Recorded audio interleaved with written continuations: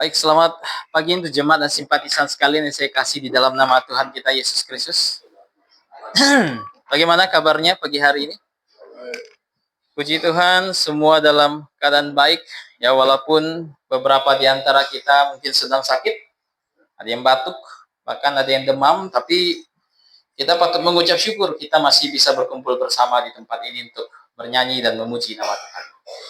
Tadi kita sudah bernyanyi memuji Tuhan dan saat ini kita akan belajar firman Tuhan. Mari kita buka dalam 1 Korintus 15. 1 Korintus 15. 1 Korintus 15. Mari kita lihat dari ayat yang pertama. 1 Korintus 15. Kita lihat dari ayat yang pertama. Cukup panjang sebenarnya pembelajaran kita, tapi kita akan batasi pembacaan kita sampai ayat ke-11 saja sebagai perwakilan.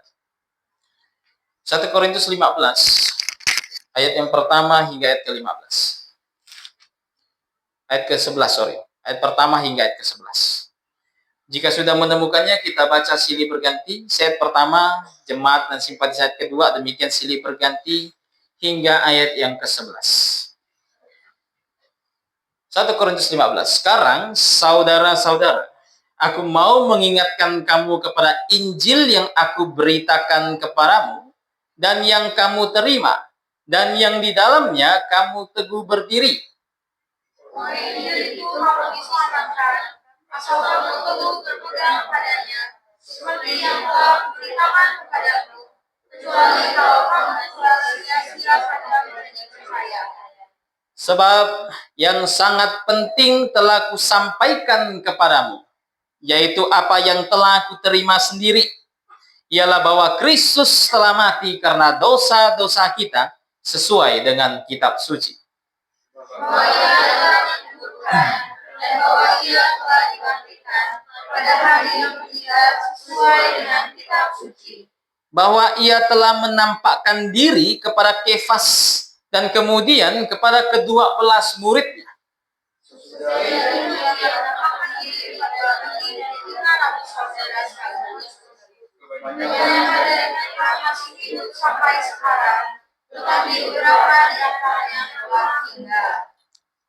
Selanjutnya, ia menampakkan diri kepada Yakobus, kemudian kepada semua rasul.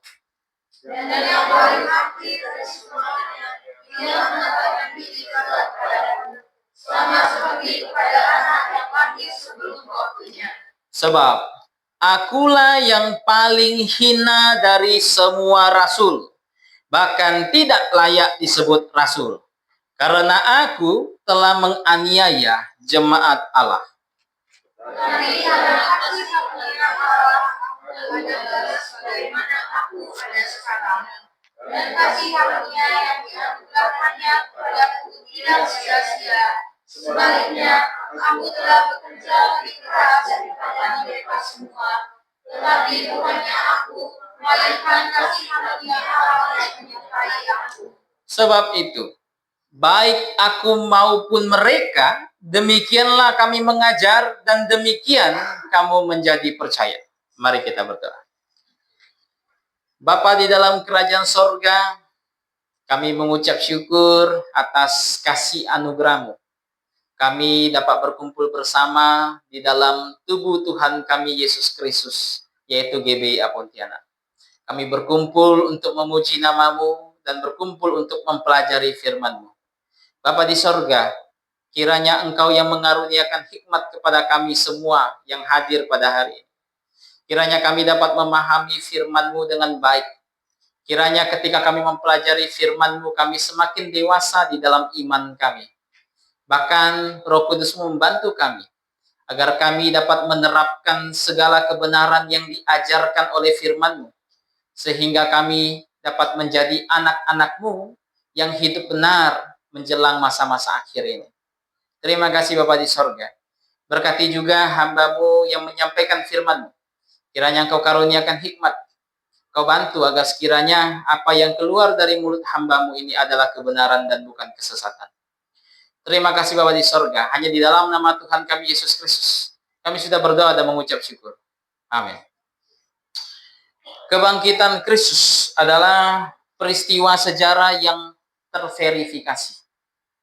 Ini adalah peristiwa sejarah yang terbukti, walaupun banyak orang tolak. Walaupun ada banyak orang yang menolak bahwa Kristus bangkit dari antara orang mati. Orang Yahudi semisalnya, mereka tidak percaya Yesus bangkit dari antara orang mati. Bahkan pada abad pertama, orang-orang Yahudi menyebarkan sebuah isu bahwa murid-murid Kristus telah mencuri mayat Kristus. Sebagian lagi tidak percaya bahwa Kristus bangkit, bahkan tidak percaya Yesus mati. Begitu. Tetapi walaupun ada banyak pengajaran yang menyerang kebangkitan dari Kristus, namun kebangkitan tersebut tidak dapat dibatalkan. Itu terverifikasi oleh bukti-bukti sejarah. Begitu. Bahkan jemaat Korintus sepertinya tersusupi oleh ajaran palsu seputaran kebangkitan. Begitu. Ya, walaupun jemaat Korintus tersusupi ajaran palsu tentang kebangkitan orang mati dari diri orang percaya.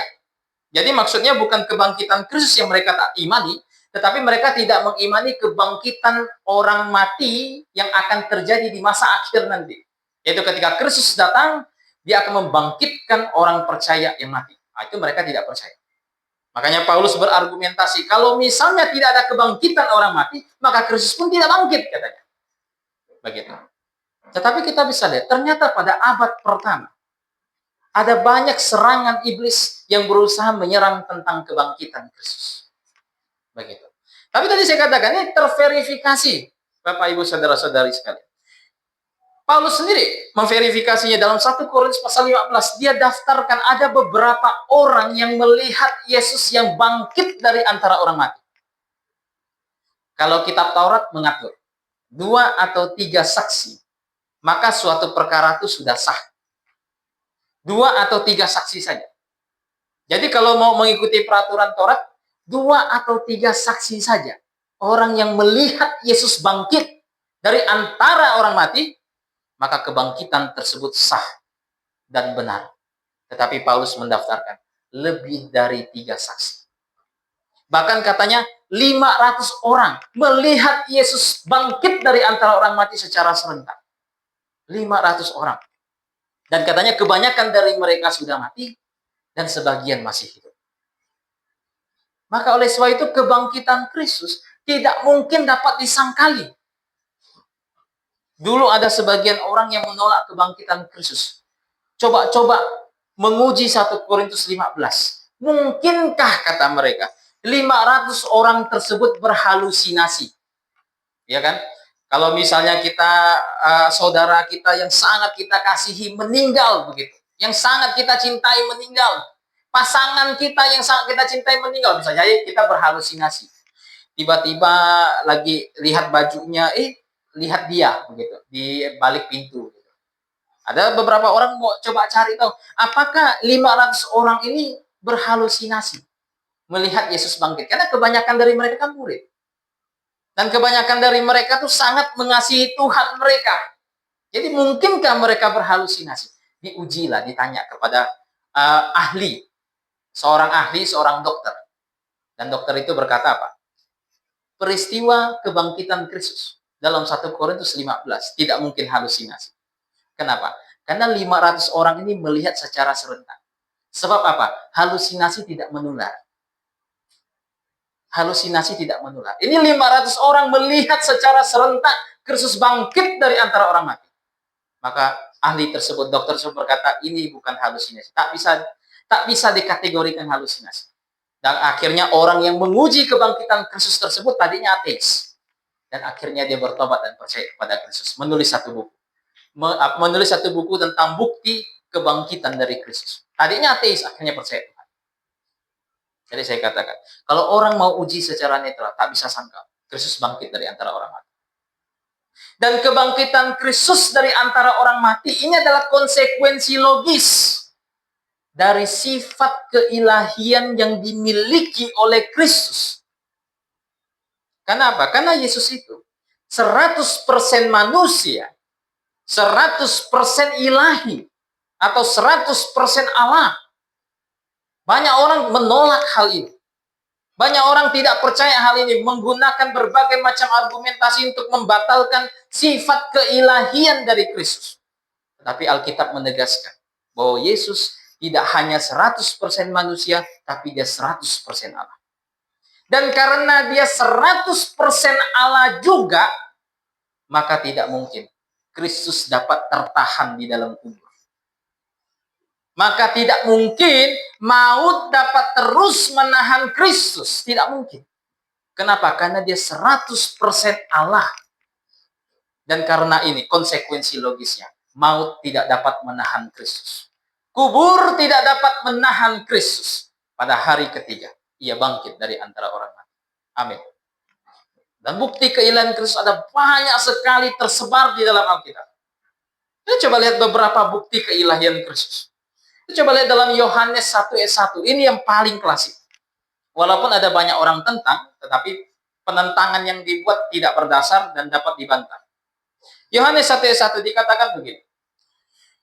Pada mulanya adalah firman. Firman itu bersama-sama dengan Allah, dan firman itu adalah Allah.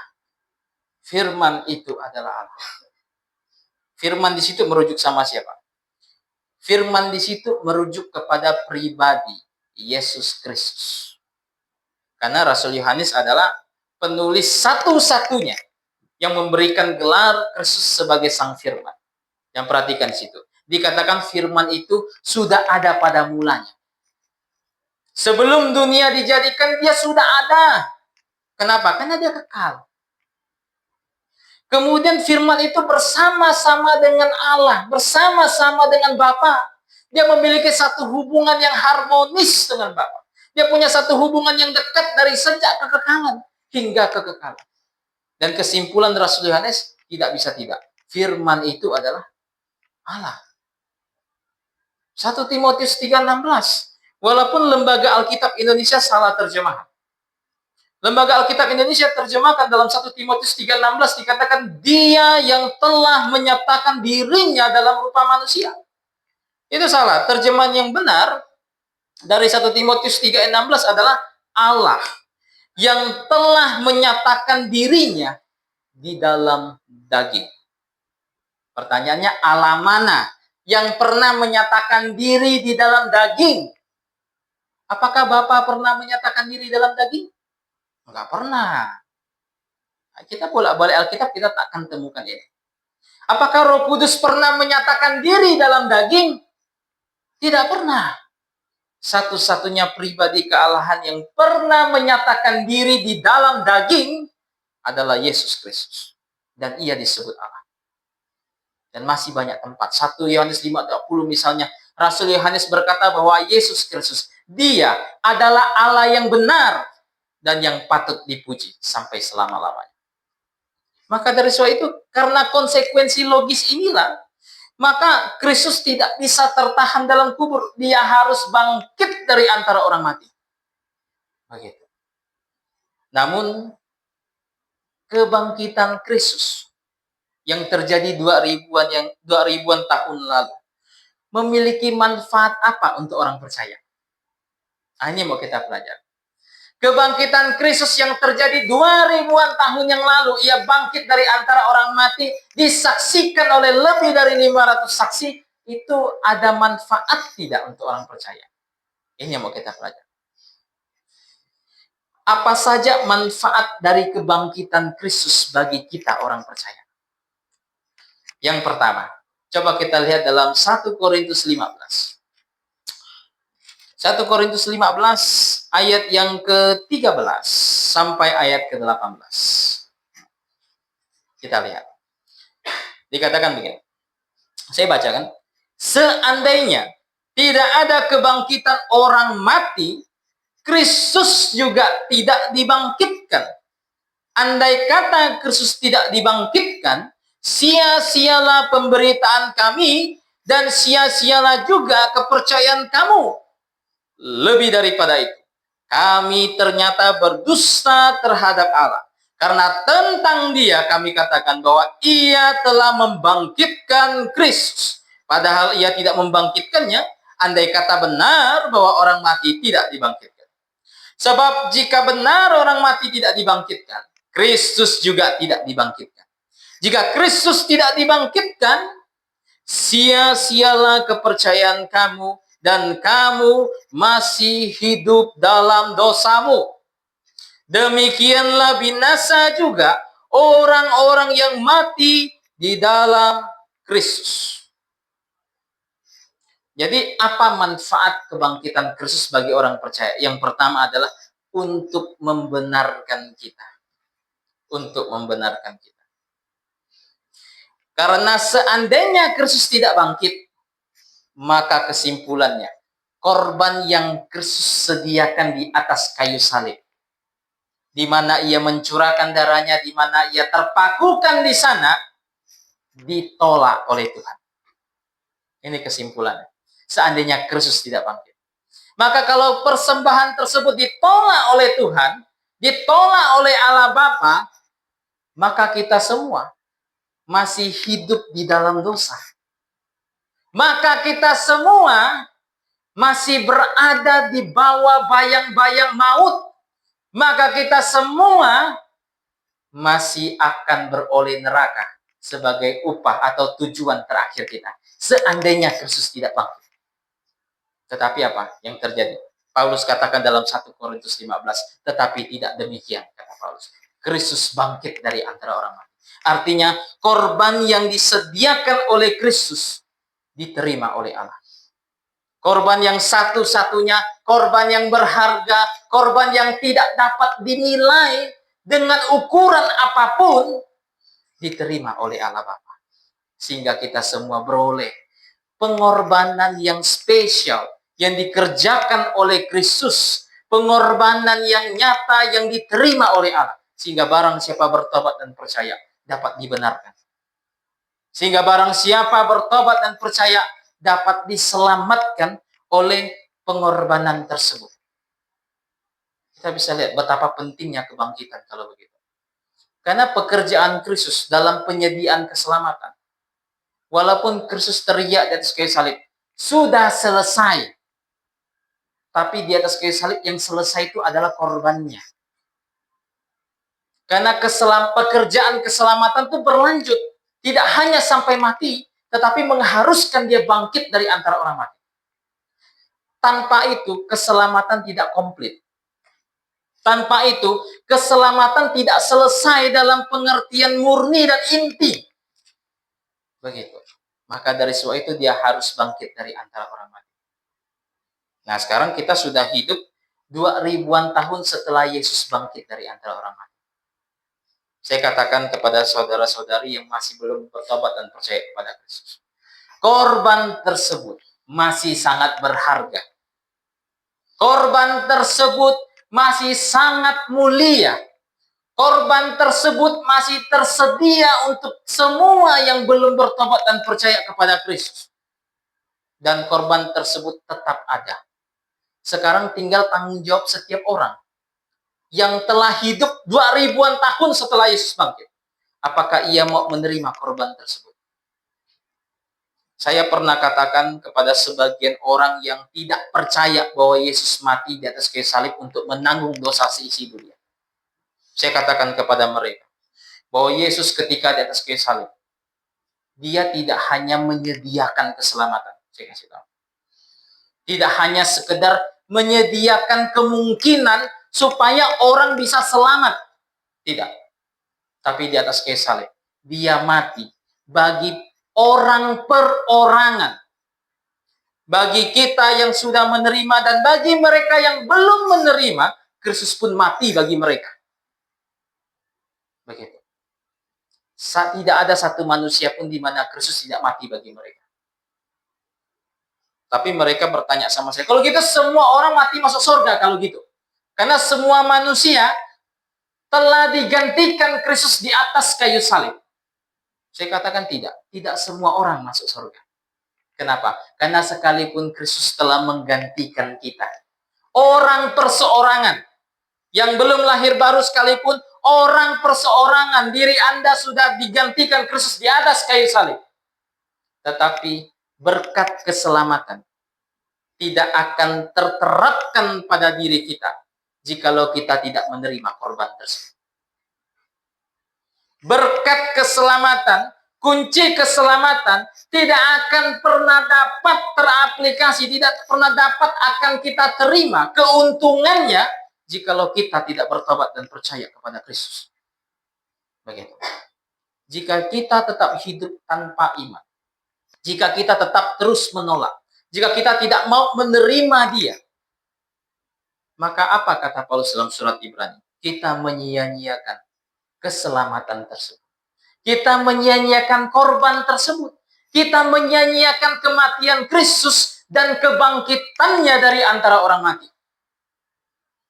Saya katakan, tidak ada dosa yang lebih besar dibandingkan dosa menyangkal atau menolak Yesus Kristus.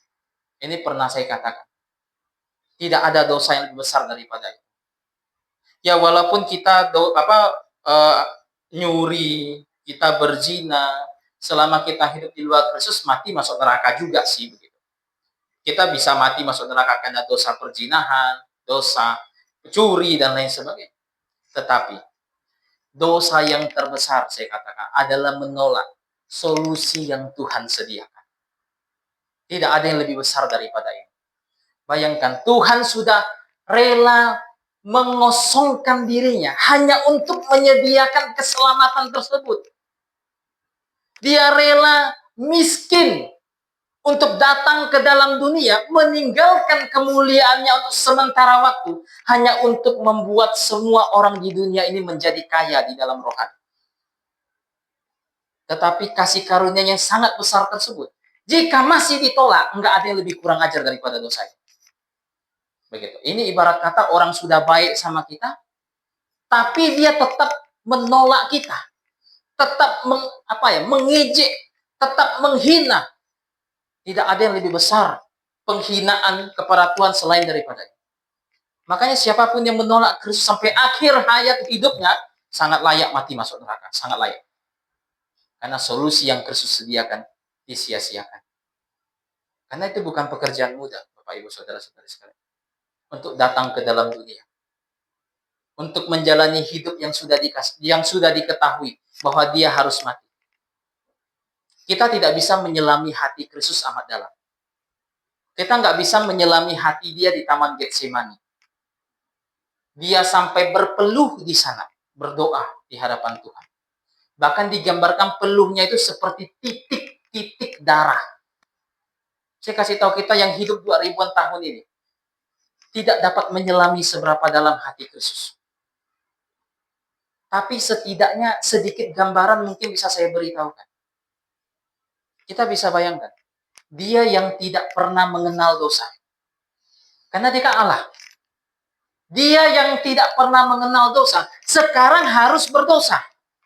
Walaupun bukan keilahian yang berdosa, tapi kemanusiaan yang berdosa. Kenapa? Untuk menanggung dosa. Begitu. Dia hidup datang ke dalam dunia, kemanusiaannya murni, tanpa cacat, tidak berdosa. Berarti kan kalau tak berdosa tak perlu mati. Karena upah dosa ialah maut. Tapi Yesus datang ke dalam dunia tidak berdosa. Berarti perlu maut nggak? Tidak perlu. Tetapi karena manusia, ia mesti mengalami maut tersebut. Di atas kayu salib, dia menanggung dosa manusia yang berdosa tersebut. Makanya Paulus katakan apa? Dia yang tidak mengenal dosa, dibuat menjadi berdosa. Bayangkan, Allah yang maha suci, dalam benaknya yang tidak pernah terbersit, bahwa dia akan berdosa, dalam satu titik waktu dia harus mengosongkan dirinya, meninggalkan kemuliaannya untuk sementara waktu, untuk hadir ke dalam dunia, untuk dalam suatu waktu, di penghujung umurnya, dia menggantikan manusia berdosa tersebut. Tadi kita bahas Yohanes 1:1. Dia punya hubungan yang sangat dekat dengan Allah. Tapi untuk satu momen dalam hidupnya, Allah tidak menolong dia. Allah tidak menolong dia. Walaupun dia punya kedekatan yang sangat dekat, namun untuk satu momen dalam hidupnya, dia mesti dalam tanda kutip ditolak oleh Allah. Tidak diselamatkan, tidak diturunkan dari salib oleh Allah.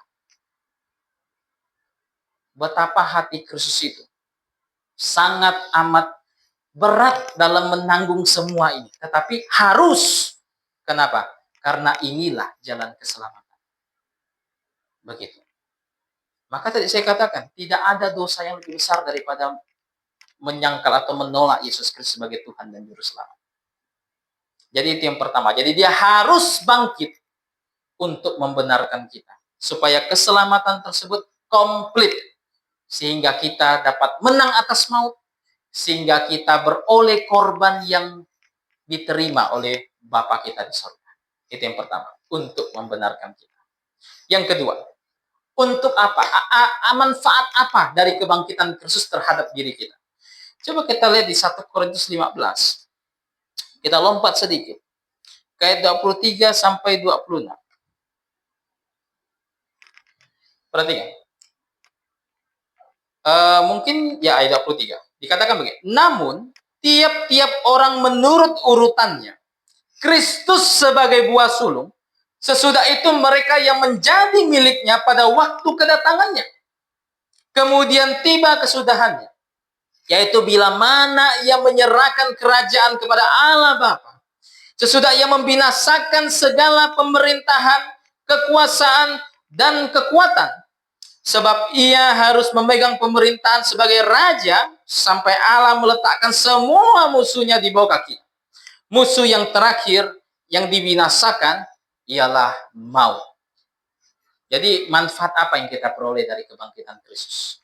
Tidak hanya dia bangkit untuk membenarkan kita, tetapi kebangkitannya memberikan jaminan bahwa kita semua kelak akan dibangkitkan dari antara orang mati. Saya ulangi.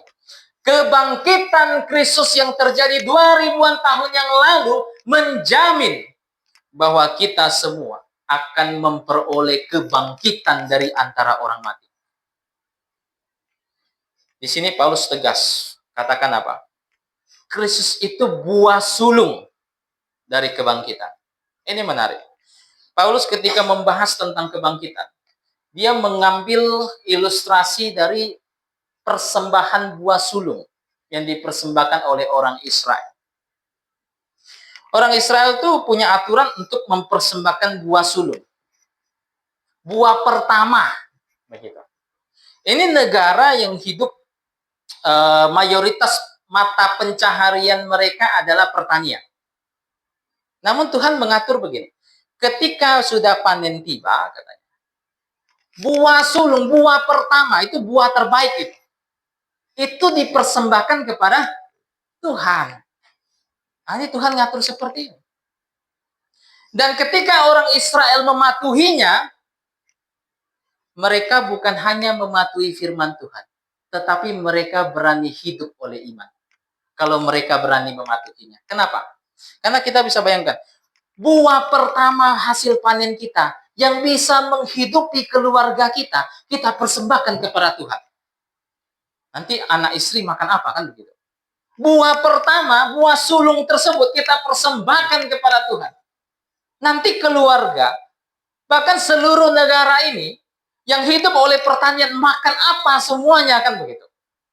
Dari sinilah Tuhan mengajarkan namanya hidup oleh iman. Kenapa? Buah sulung mengindikasikan, kalau mereka persembahkan ya, mengindikasikan adanya buah kedua. Ini yang ingin Tuhan ajarkan kepada mereka. Sekalipun mereka persembahkan buah pertama mereka kepada Tuhan, tapi Tuhan menjanjikan kepada mereka, Tuhan akan mencukupkan mereka lewat panen kedua.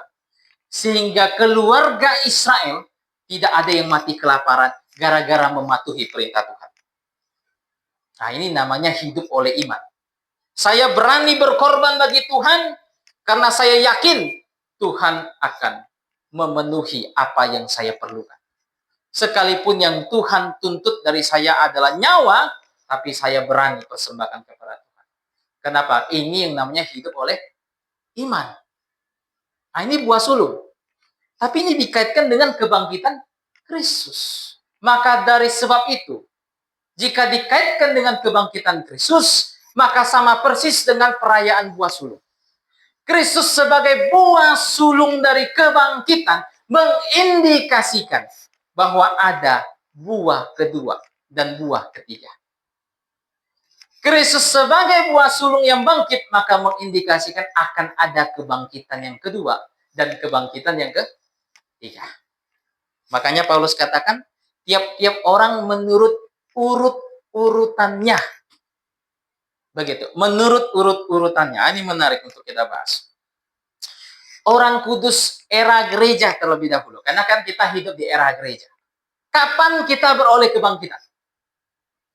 Kapan kita beroleh kebangkitan dari antara orang mati? Coba kita lihat dalam 1 Tesalonika pasal 4.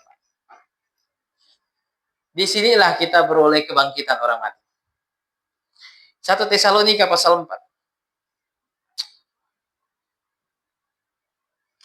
Cukup panjang, tapi akan saya carikan ayat yang langsung berkenaan dengan apa yang sedang kita ingin bahas. Lihat ayat ke-15. Ayat 15, saya akan baca dari 15. Silakan disimak. Ini kami katakan kepadamu dengan firman Tuhan, kita yang hidup, yang masih tinggal sampai kedatangan Tuhan, sekali-kali tidak akan mendahului mereka yang telah meninggal.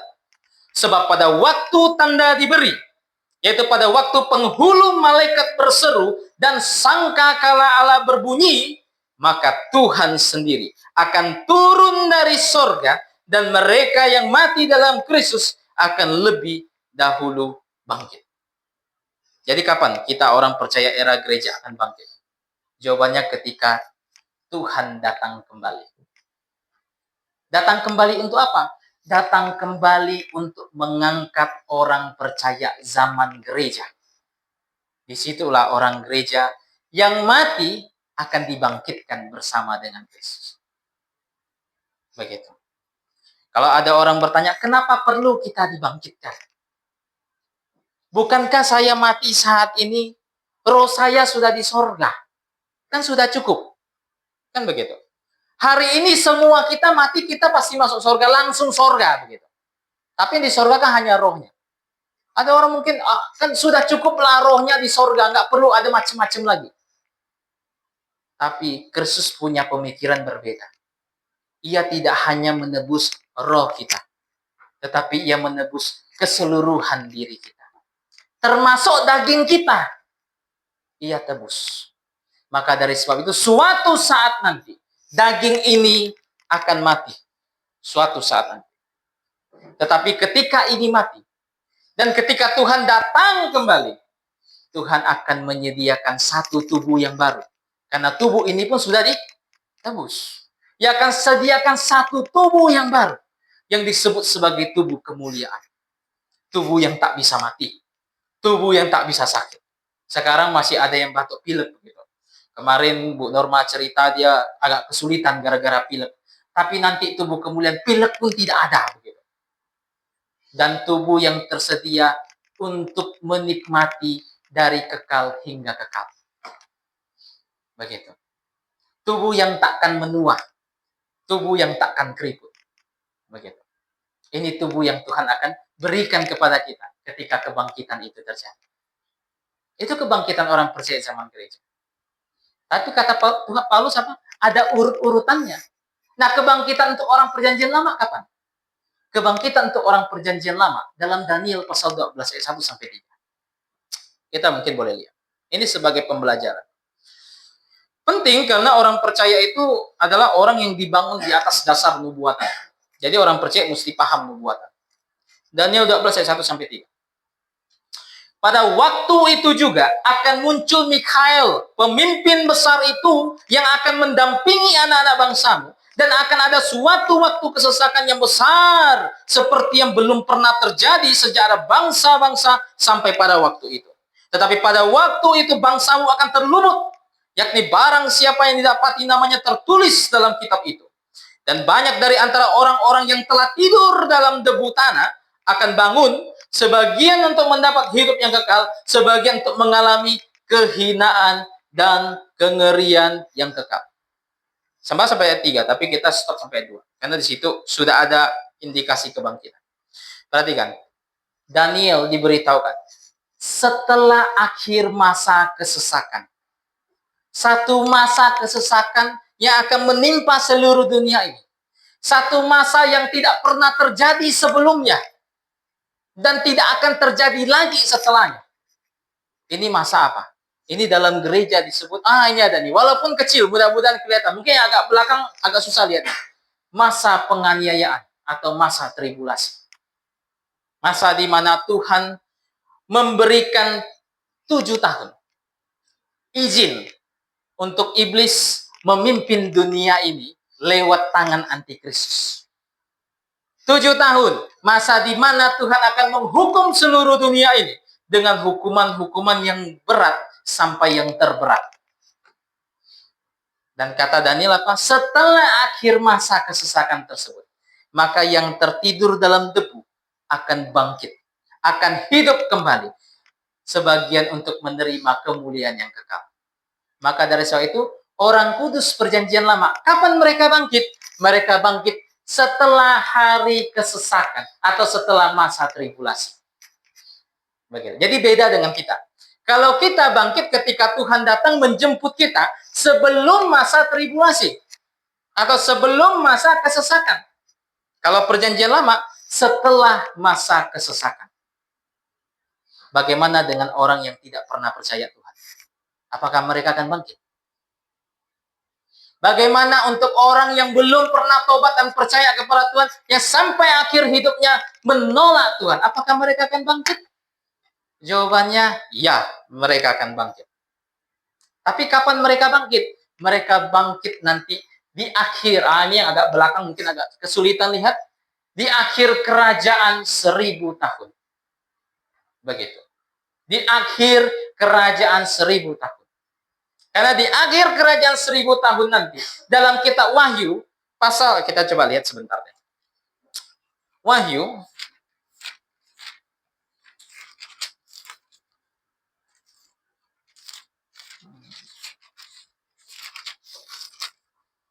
pasal 20.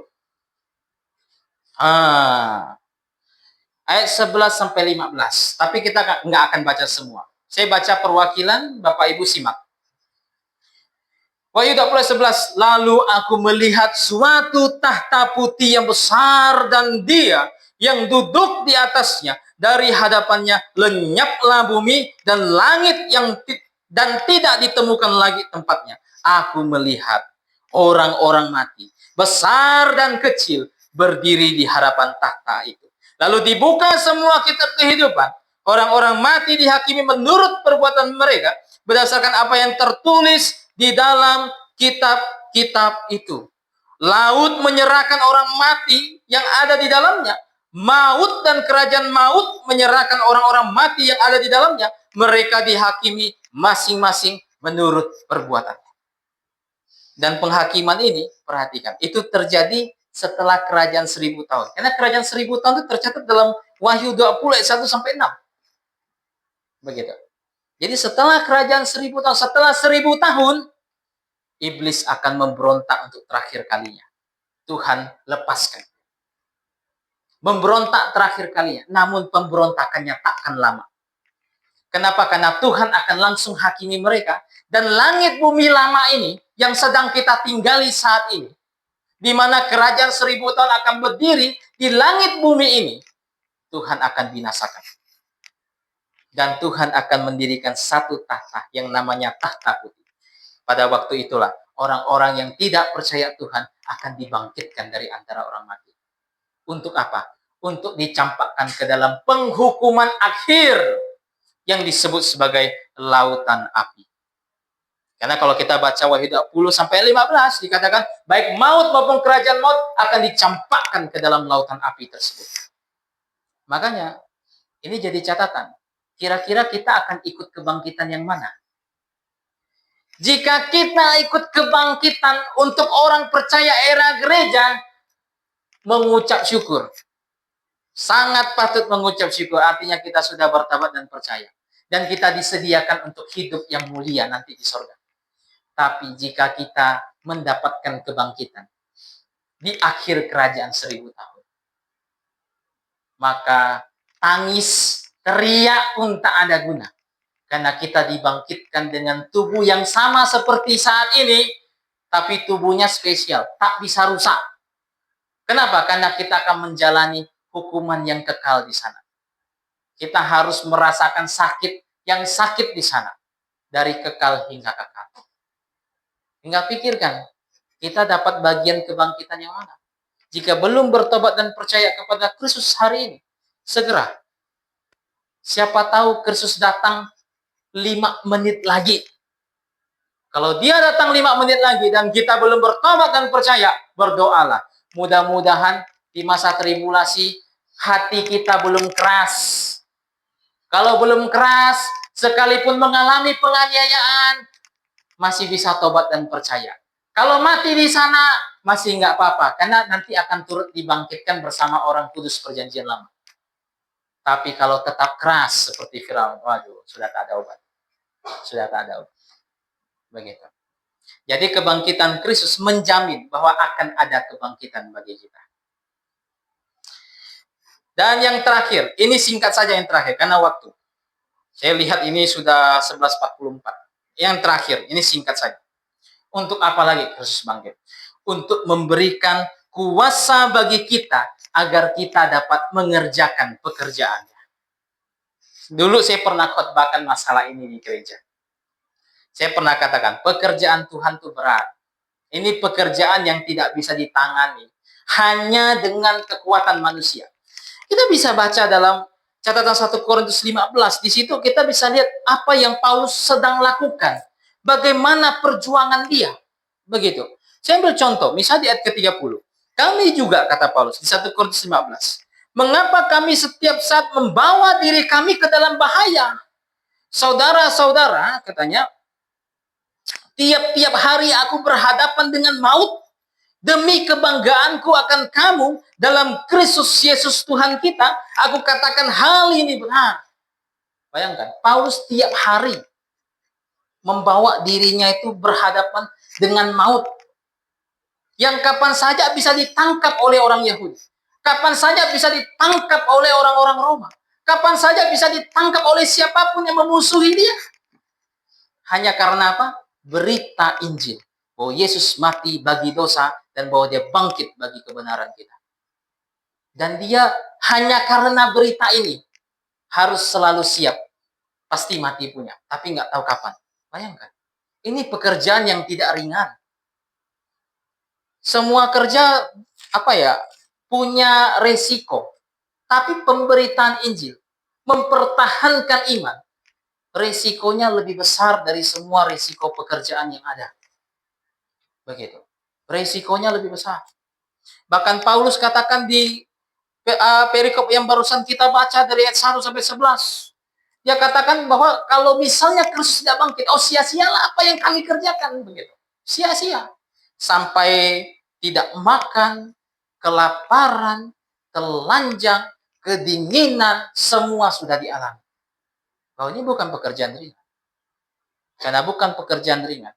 Kita membutuhkan kuasa yang lebih besar daripada kekuatan kita. Maka dari sebab itu, Matius 28, apa yang Tuhan katakan ketika dia bangkit. Bahwa segala kuasa baik di sorga maupun di bumi telah diberikan kepada aku, kata Kristus.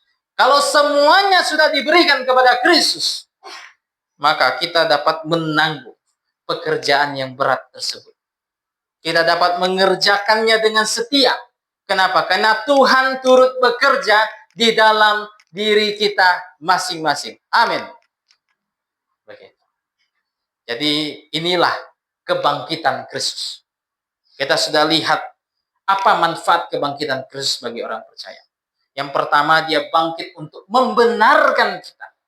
Yang kedua, dia bangkit sebagai penjamin bahwa akan ada kebangkitan berikutnya. Dan yang terakhir, dia bangkit untuk memberikan kuasa bagi kita agar kita dapat mengerjakan pekerjaan-pekerjaannya. Kiranya pembelajaran pada hari ini dapat mendewasakan dan menguatkan iman kita serta mengingatkan kita kembali kepada kebangkitan Kristus. Mari kita berdoa. Minta kesediaan Pak Jonathan tutup dalam doa.